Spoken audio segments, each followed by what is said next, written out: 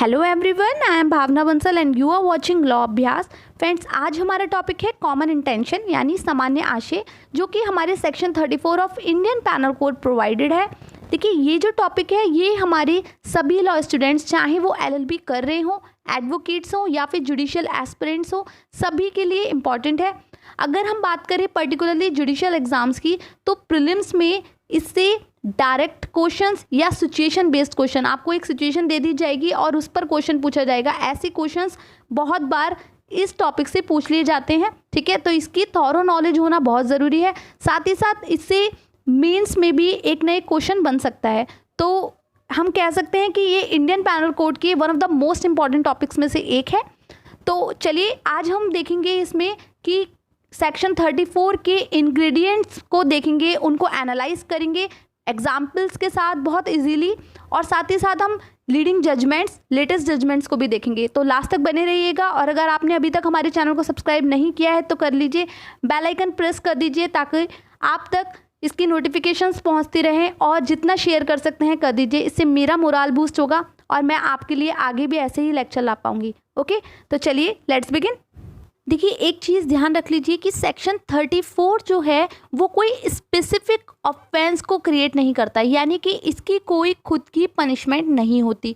ये दूसरे सेक्शंस के साथ, दूसरे ऑफेंसेस के साथ कॉम्प्लीमेंट करता है। देखिए, जनरली किसी भी ऑफेंस की पनिशमेंट IPC में प्रोवाइड कर रखी है। जैसे अगर बात करें हम मर्डर की, तो उसकी डेफिनेशन सेक्शन 300 में है, बट पनिशमेंट कहाँ है? 302 यानी कि 302 में। ऐसी थेफ्ट की अगर हम बात करते हैं तो डेफिनेशन 378 में है, और साथ ही उसकी पनिशमेंट दे रखी है 379 से लेके 382 तक। तो देखिए, ये सारी क्या है, इसी तरीके से जो भी ऑफेंस किया जाएगा उसकी कुछ ना कुछ पनिशमेंट ज़रूर होगी। बट सेक्शन 34 पनिशमेंट की को प्रोवाइड नहीं करता है। ये दूसरे ऑफेंसेस के साथ लग के, जैसे कि अगर हम बात करें कि मर्डर के साथ अगर इसको लगा दिया जाएगा, तो ये इंडिकेट कर रहा है कि ये जो मर्डर किया गया है ये 2 या 2 से ज़्यादा लोगों के द्वारा किया गया है, विथ कॉमन इंटेंशन किया गया है, उन सबका सामान्य आशय था तब किया गया है। अब जब 34 समझाएंगे तब बताएंगे। फिलहाल इस चीज़ को ऐसे समझिए कि ये कोई स्पेसिफिक ऑफेंस को क्रिएट नहीं करता, इसकी खुद की कोई पनिशमेंट नहीं है, ये सिर्फ एक रूल ऑफ एविडेंस है, ठीक है। और ये जॉइंट लायबिलिटी के प्रिंसिपल पर बेस्ड है, ठीक है। अब देखिए, सेक्शन 34 प्रोवाइड करता है when a criminal act is done by several person. अगर कोई क्रिमिनल एक्ट, देखिए कोई भी क्राइम करने के लिए 2 चीज़ों का होना बहुत ज़रूरी है, एक्टस रियस एंड मेंस रिया। अब ये क्या होते हैं? देखिए, आपने एक मैगज़ीन पढ़ी होगी, एक्टस नॉन फेसिट्रियम निसी मेंस सिट्रिया, ठीक है। यानी कि किसी भी क्राइम को करने के लिए मेंसरिया यानी कि क्रिमिनल इंटेंशन, ठीक है, और साथ ही साथ एक्टस रियस यानी कोई क्रिमिनल एक्ट, इनका होना ज़रूरी है, ठीक है। तो वही सेक्शन 34 भी यही कहता है कि कोई क्रिमिनल एक्ट किया गया, ठीक है।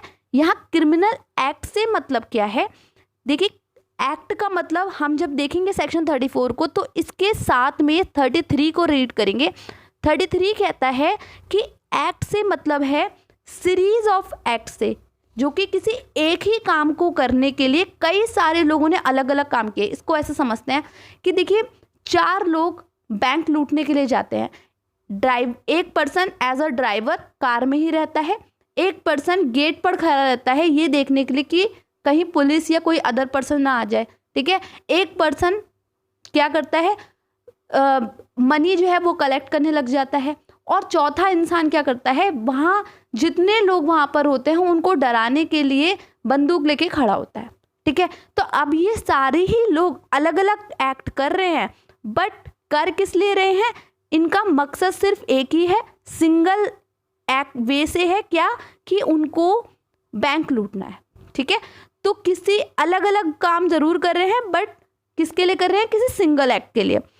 किनके द्वारा किया जा रहा है? एक से ज़्यादा लोगों के द्वारा, ठीक है। सेवरल पर्सन से मतलब है यहाँ पे या तो 2 लोगों ने किया हो या 2 से ज़्यादा लोगों ने किया हो, ठीक है। तो कभी भी सेक्शन 34 एक अकेले व्यक्ति पर अप्लाई नहीं किया जाएगा, ठीक है। तो 2 या 2 से ज़्यादा लोगों पर कैसे?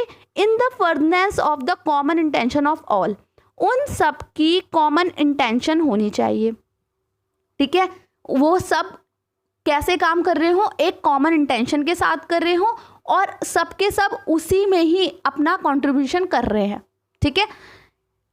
वो सब ऐसे लायबल माने जाएंगे जैसे उन्होंने वो काम अकेले ने किया हो, ठीक है। चाहे 10 लोग हों, चाहे 50 लोग हों, ऐसे ट्रीट किया जाएगा हर एक को जैसे उसने अकेले ने किया हो, ठीक है। इसको हम समझते हैं। देखिए सेक्शन 34 में इंग्रेडिएंट्स हमें 3 मिलते हैं। पहला क्रिमिनल एक्ट, हमने आपको बता दिया कैसा होगा। सेवरल ऑफेंस पर्सन से मतलब हो गया 2 या 2 से ज़्यादा लोग। अच्छा एक बात ध्यान रखिएगा, सेक्शन 149 और इसमें एक सबसे पहला डिफरेंस यही है कि वो बात करता है 5 या 5 से ज़्यादा लोग की, मगर ये बात करता है 2 या 2 से ज़्यादा लोग, ठीक है। कैसी हो उनकी? जब वो काम कर रहे हो, एक्ट कर रहे हैं, क्राइम कर रहे हैं, एक्ट होना ज़रूरी है, इंटेंशन होनी ज़रूरी है। एक्ट कर रहे हैं क्रिमिनल एक्ट किससे? कॉमन इंटेंशन से, उन सब की कॉमन इंटेंशन है। अब ये कॉमन इंटेंशन क्या होता है? देखिए कॉमन इंटेंशन से मतलब होता है प्रायर कंसर्न, किसी भी काम को करने के लिए, क्योंकि यहाँ हम बात करें क्राइम की, तो किसी भी क्राइम को करने के लिए एक पहले से ही उन्होंने अपना माइंड बना लिया और सब एक ही चीज़ सोच रहे हो। अगर किसी का मर्डर करने जा रहे हैं तो सबके माइंड में यही होना चाहिए कि इसको मार देना है, ठीक है। तो ये क्या है? ये कॉमन इंटेंशन है, ओके। इसको देखिए ऐसे समझिए कि एक सिचुएशन हम लेते हैं, एक पर्सन है ए, ये किसी को मारने जाता है बी के साथ, इसके हाथ में गड़ासा है और इसके हाथ में लाठी है, ठीक है। दोनों जाते हैं उसके घर में घुस के उसे मारते हैं, ठीक है। अब जब मेडिकल रिपोर्ट आती है तो डॉक्टर्स उसमें बताते हैं कि ये इस पर्सन के जो डिसीज की जो डेथ हुई है वो ज़्यादा इंजरीज होने की वजह से हुई है, इसकी नेक में इतनी मारा गया था जिसकी वजह से इसकी डेथ हो गई। तो कोर्ट इस केस में, ये देखिए ये सिचुएशन थी हमारे Rishidev Pandey versus state of UP के केस में। इस केस में कोर्ट ने हेल्ड किया कि देखिए ए एंड बी दोनों की कॉमन इंटेंशन थी, दोनों ही चाहते थे उसको मारना, ठीक है। तो इसीलिए कोर्ट ने इन दोनों को कन्विक्ट किया अंडर सेक्शन 302। अब ये तो मर्डर है, अब 2 लोगों को किया इसलिए 34 अप्लाई कर दी, कॉमन इंटेंशन थी इसलिए, ओके।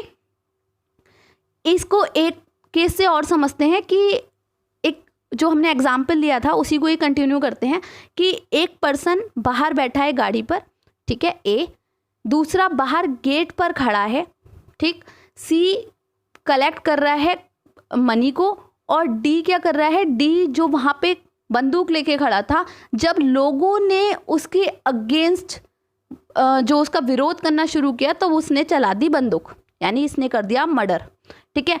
अब जब पुलिस वहाँ आती है तो ये तीनों वहाँ से भाग जाते हैं। अब बचे ये बी भाई साहब। अब ये बड़े खुश होते हैं, ये कोर्ट में पहुँचते हैं, कहते हैं जी ना तो देखिए मैंने मनी कलेक्ट किया, ना ही मैंने किसी का मर्डर किया, तो मुझे तो सज़ा होनी नहीं चाहिए क्योंकि मैं तो सिर्फ बाहर खड़ा था ना। ऐसा ही कुछ हुआ था हमारे इस केस में, एक सेकेंड ना, ये ऐसा ही कुछ हुआ था हमारे इस केस में, Virendra Kumar Ghosh versus king emperor. इस केस में कोर्ट ने हेल्ड किया कि देखिए भले ही आप वहाँ पर प्रेजेंट नहीं थे, मतलब आप वहाँ ना तो मर्डर कर रहे थे ना ही आपने मनी कलेक्ट किया, बट आप क्या थे? आपकी कॉमन इंटेंशन थी, आप गए तो इसी मकसद से थे ना कि लूटा जाएगा, ठीक है। तो ऐसा कोई भी पर्सन जो वहाँ उसमें पार्टिसिपेट कर रहा है विद अ कॉमन इंटेंशन, ये मैटर नहीं करता कि उसका पार्ट कौन सा था, उसने क्या काम किया वहाँ पे, आपको भी उतनी ही सज़ा होगी जितनी कि एक उस पर्सन को होगी जिसने बंदूक चलाई थी, ठीक है। तो कोर्ट ने इन वीरेंद्र कुमार घोष को भी इस केस में लायबल ठहराया और इन्हें कन्विक्ट किया, ठीक है। सेक्शन 34 के लिए लास्ट कंडीशन है कि ये जो पर्सन पार्टिसिपेट कर रहे हैं ये in the furtherance of that common intention कर रहे हो, यानी कि इन सब की जो इंटेंशन है वो कॉमन होनी चाहिए। अगर कॉमन इंटेंशन नहीं है तो कोई जॉइंट लायबिलिटी नहीं मानी जाएगी, ठीक है। तो there should be a general intention shared by all of them, ठीक है, उनके जो इंटेंशन है वो सबकी एक जैसी होनी चाहिए। देखिए एक केस के फैक्ट लेते हैं। एक पर्सन ए, ठीक है, किसी केस का एक्यूज्ड है। ये जब केस पहुंचता है कोर्ट में तो पता चलता है कि इस पर्सन ने डिसीज्ड का सिर्फ उसका मूवमेंट्स ना हो इसलिए उसको सिर्फ पकड़ रखा था, और जो ये बी पर्सन था इसके साथ जो को एक्यूज था इसने उसको चाकू मारा, ठीक है। तो ये इन्होंने इसको चाकू मारा और इन्होंने तो सिर्फ पकड़ रखा था। तभी जब कोर्ट पहुंचते हैं तभी इसी बात की प्ली लेते हैं मिस्टर ए कि मैंने तो मर्डर किया ही नहीं है, मर्डर तो बी ने किया था, मैं तो सिर्फ हाथ पैर पकड़ रखे थे। तब उस सिचुएशन में कोर्ट कहती है कि देखिए आपका जो वर्क था, ये केस का नाम था इसरार वर्सेस स्टेट ऑफ यूपी। इस केस में कोर्ट कहती है कि जो आपने किया वो क्या था, वो एक पार्टिसिपेशन था, उसकी कॉमन इंटेंशन में आप अग्रसर हो रहे हैं, अपनी फर्दनेंस में वर्क कर रहे हैं, ठीक है। तो इसीलिए कोर्ट ने उस एक्यूज्ड ए को भी कन्विक्ट किया अंडर सेक्शन 302। ओके, अब देखिए हमने सेक्शन 34 के लिए क्या क्या देखा कि कोई क्रिमिनल एक्ट दो या दो से ज़्यादा लोगों के द्वारा किया जाएगा विद अ कॉमन इंटेंशन किया जाएगा, और इसी कॉमन इंटेंशन के साथ ये आगे बढ़ेंगे, आगे भी काम करेंगे। बट यहाँ जो वर्ड है पार्टिसिपेशन, इसका बहुत इंपॉर्टेंट रोल है, ठीक है। जब 149 बताएंगे तो इनमें डिफरेंस भी बताएंगे। पार्टिसिपेशन जो है सेक्शन 34 में, ये ज़रूरी नहीं है कि जितने भी पर्सन उस क्राइम में पार्टिसिपेट कर रहे हैं वो सारे फिजिकल रूप से वहाँ पर प्रेजेंट हो, ठीक है। अब जैसे हमने आपको बैंक वाला एग्जाम्पल दिया था, अब इसमें सपोज कीजिए एक पांचवा पर्सन और था, ठीक है। ये 5 लोग मिलकर प्लानिंग करते हैं कि एक बैंक लूटेंगे, ठीक है। अब वो जो पांचवा पर्सन है वो मॉनिटर करने के लिए सारी मूवमेंट्स को क्या था, वो जैसे एक हैकर्स होते हैं ना, तो वो वहाँ पर एक कंप्यूटर रूम में बैठा है। अब वो कहाँ है, वो बैंक के आसपास भी नहीं है, वो एक दूसरी जगह से ऑपरेट कर रहा है वो सारे मूवमेंट्स कि आसपास सीसीटीवी कैमरास वगैरह देख रहा है, ये सारी चीज़ें वो एक दूर बैठकर नोटिस कर रहा है। तो यहाँ पर ये 5th जो पर्सन है, ऑल्दो तो ये वहाँ पर नहीं है, तो क्या इस पर सेक्शन 34 अप्लाई नहीं होगा? तो सेक्शन 34 के लिए फिजिकल प्रेजेंस होना ज़रूरी नहीं है, ठीक है। अगर एक पर्सन की कॉमन इंटेंशन है, ठीक है, और वो क्राइम कमिट हो जाता है, और देखिए पार्टिसिपेट तो ये भी कर रहा है ना, ये वहाँ के मूवमेंट्स देख रहा है कि लोग वहाँ कितने लोग हैं, वहाँ सीसीटीवी कैमरास को नोटिस कर रहा है, तो वो एक दूसरी जगह से काम कर रहा है, बट क्राइम में पार्टिसिपेट ये भी पूरा कर रहा है, ठीक है। लूट में इसका भी हाथ है, कॉमन इंटेंशन इसकी भी है, ठीक है।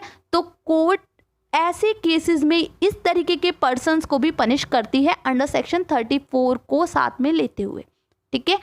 तो ये चीज़ आप ध्यान रखिएगा कि ये बहुत इंपॉर्टेंट है कि जो पार्टिसिपेशन होगा वो फिजिकल प्रेजेंट अगर कोई पर्सन नहीं है वहाँ पर तब भी माना जाएगा उसका, ठीक है। तो हम नोटिस क्या क्या करेंगे कि कोई क्रिमिनल एक्ट बहुत सारे लोग यानी 2 या 2 से ज़्यादा लोगों के साथ हुआ हो, कॉमन इंटेंशन हो उन सबकी, और उस कॉमन इंटेंशन में वो आगे इस काम को कर रहे हो, ठीक है। अब देखिए इसको टेस्ट करके देख लेते हैं और सिचुएशंस पर।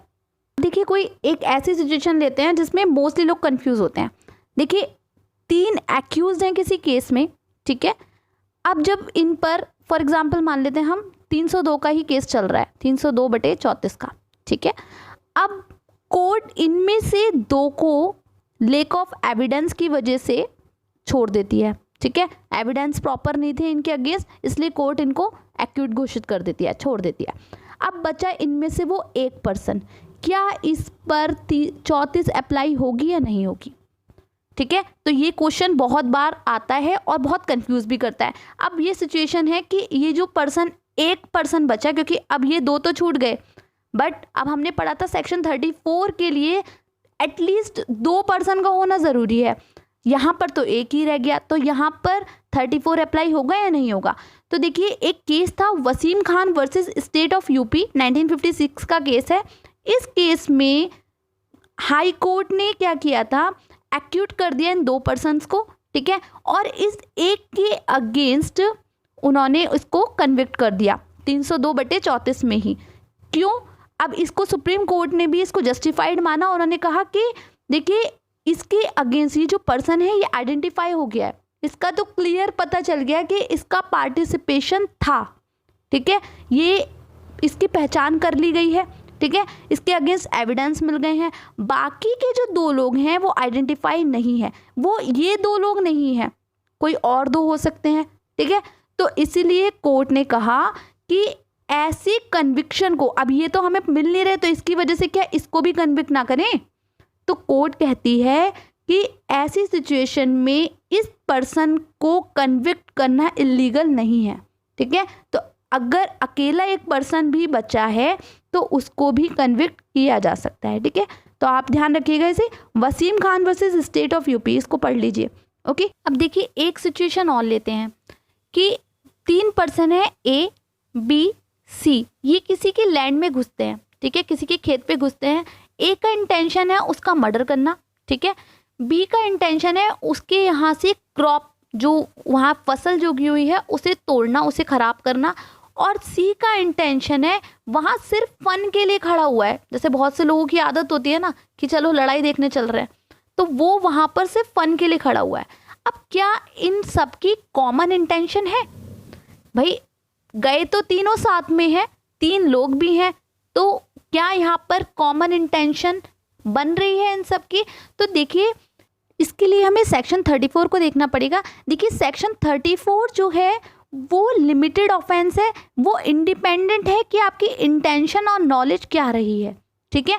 वहीं सेक्शन 35 इसे कॉम्प्लीमेंट करता है, ठीक है, इसका पूरक है, जो कहता है कि इंटेंशन और नॉलेज को देखना मस्ट है, उसको देखना सबसे ज़्यादा ज़रूरी है कि उस पर्सन की इंटेंशन क्या थी जो वहाँ पर खड़ा था, ठीक है। यही हमारा, अब देखिए इसके ऊपर एक केस था, उसके फैक्ट्स थोड़ा देख लेते हैं। एक फादर था और उसका एक बेटा था, सन था, ठीक है। इन दोनों की प्रॉपर्टी पर कुछ लोग घुस जाते हैं, for example A and B मान लेते हैं, ठीक है।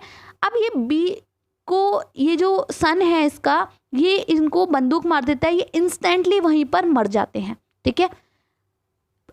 ये जो फादर है ये क्या करते हैं, ये उस कंडीशन में इस ए के पैर पर गोली मारते हैं, यानी कि इनकी इंटेंशन उसका मर्डर करना तो नहीं है, क्लियर है ना। ये उसको पैर पर चोट देते हैं जिसकी वजह से उसको कुछ इंजरी होती है, ओके। अब क्या होता है, ये मिस्टर एस यानी जो इनके बेटे हैं ये वहाँ से भाग जाते हैं। अब फंसे ये पिताजी हमारे। अब कोर्ट में जब केस चलता है तब लोअर कोर्ट इनको कन्विक्ट कर देती है अंडर सेक्शन 302/34 में, यानी कि इन पर मर्डर का चार्ज लगता है और इनको कन्विक्शन हो जाती है।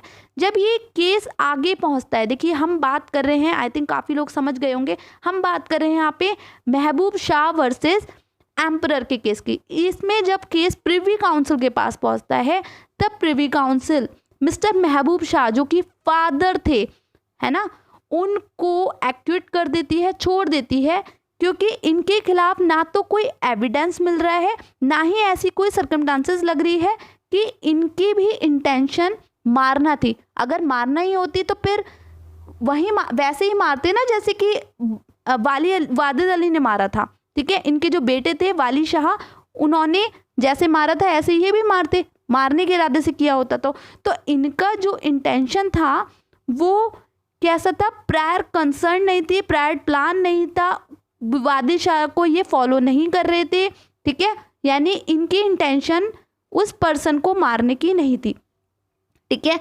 अगर देखिए ये लीडिंग जजमेंट है हमारा महबूब शाह वर्सेस एम्परर। इसी के तरीके से हमने Barinder Kumar Ghosh versus king emperor का केस आपको बताया। ये दोनों ही लीडिंग जजमेंट्स हैं, ठीक है। दोनों में आई थिंक आपको डिफरेंस भी समझ में आ रहा होगा। जो बरिंदर कुमार घोष थे उनकी इंटेंशन क्या थी, उनकी कॉमन इंटेंशन थी, वो भले से उन्होंने मारा नहीं है, वो खड़े हैं, फिर भी उन्हें कन्विक्ट किया गया। क्यों किया गया? क्योंकि वो वहाँ पर एक कॉमन इंटेंशन से गए हैं, ठीक है। अब हमने यहाँ पे सेम वर्ड बोला। अब आज तो लेक्चर काफ़ी खिंच गया है, हम आपको सेम इंटेंशन और कॉमन इंटेंशन में भी डिफरेंस बताएंगे, ठीक है। तो अब यहाँ क्या है, कॉमन इंटेंशन से मिस्टर बरिंदर कुमार घोष वहाँ पर गए थे लूटने के इरादे से, इसलिए कोर्ट ने उन्हें कन्विक्ट कर दिया। वहीं अगर हम बात करें महबूब शाह की, तो महबूब शाह की कॉमन इंटेंशन नहीं है, ठीक है, तो इसीलिए कोर्ट ने इनको एक्यूट कर दिया, छोड़ दिया, ठीक है। तो आज चलिए लेक्चर को यहीं तक रखते हैं। आगे के लेक्चर में हम आपको कॉमन ऑब्जेक्ट बताएंगे और इन दोनों कॉमन ऑब्जेक्ट और कॉमन इंटेंशन में डिफरेंस बताएंगे। तो बने रहिएगा हमारे साथ, चैनल को सब्सक्राइब कर दीजिए और कमेंट करके बताइए कि आपको ये लेक्चर कैसा लगा। ओके, तो चलिए।